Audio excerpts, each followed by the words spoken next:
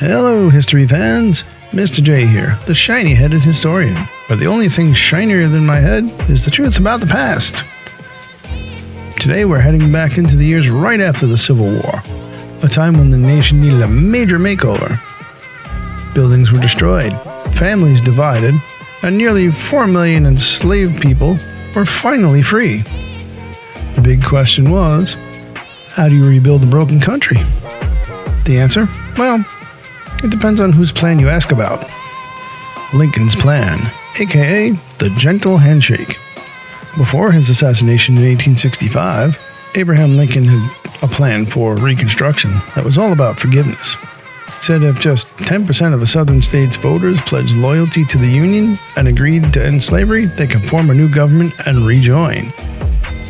Lincoln wanted to heal fast, kind of like putting a band-aid on a giant national wound and saying, "All right, folks, let's move on now."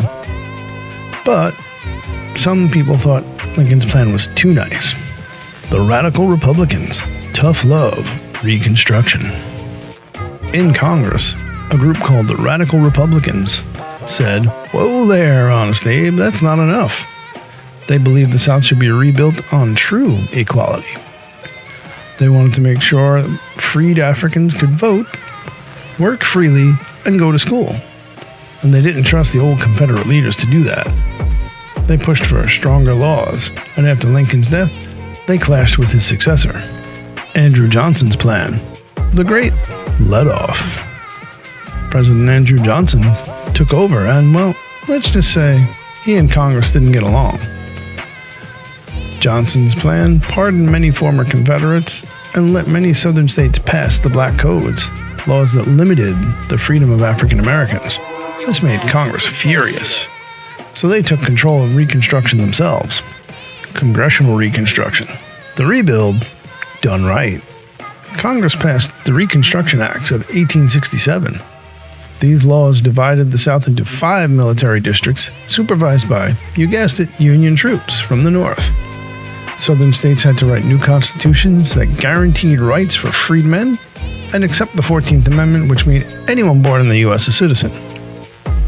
During this time, the Freedmen's Bureau also helped free people by building schools, reuniting families, and finding jobs.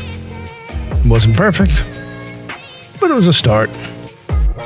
The big picture. So, let's recap. Lincoln's plan wanted quick forgiveness.